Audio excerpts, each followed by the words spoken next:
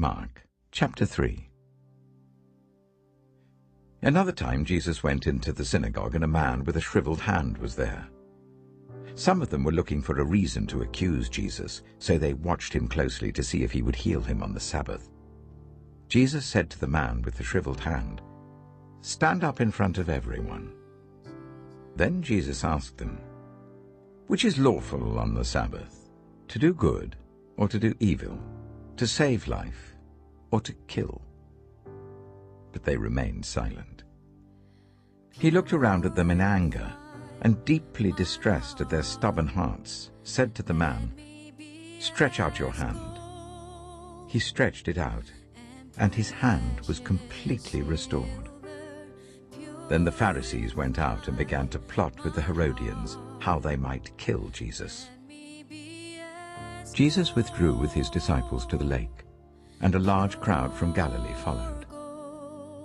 When they heard all he was doing, many people came to him from Judea, Jerusalem, Idumea, and the regions across the Jordan and around Tyre and Sidon.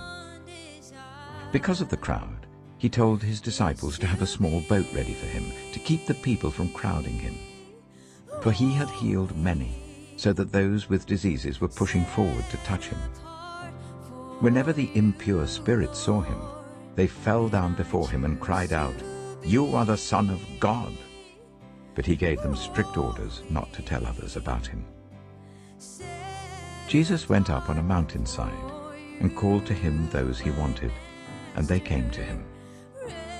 He appointed 12, that they might be with him, and that he might send them out to preach and to have authority to drive out demons. These are the 12 he appointed: Simon, to whom he gave the name Peter, James, son of Zebedee, and his brother John. To them he gave the name Boanerges, which means sons of thunder. Andrew, Philip, Bartholomew, Matthew, Thomas, James, son of Alphaeus, Thaddeus, Simon the Zealot, and Judas Iscariot, who betrayed him. Then Jesus entered a house, and again a crowd gathered, so that he and his disciples were not even able to eat. When his family heard about this, they went to take charge of him, for they said, "He's out of his mind." And the teachers of the law who came down from Jerusalem said, "He is possessed by Beelzebul. By the prince of demons he's driving out demons." So Jesus called them over to him and began to speak to them in parables.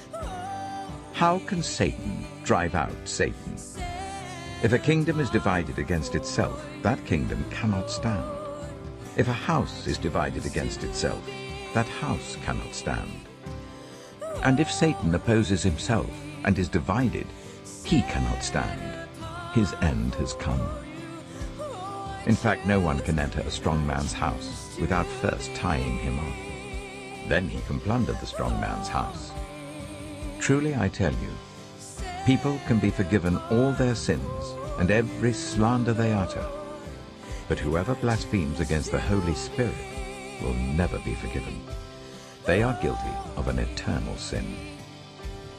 He said this because they were saying, "He has an impure spirit." Then Jesus' mother and brothers arrived. Standing outside, they sent someone in to call him. A crowd was sitting round him, and they told him, "Your mother and brothers are outside looking for you." "Who are my mother and my brothers?" he asked. Then he looked at those seated in a circle around him and said, "Here are my mother and my brothers. Whoever does God's will is my brother and sister and mother."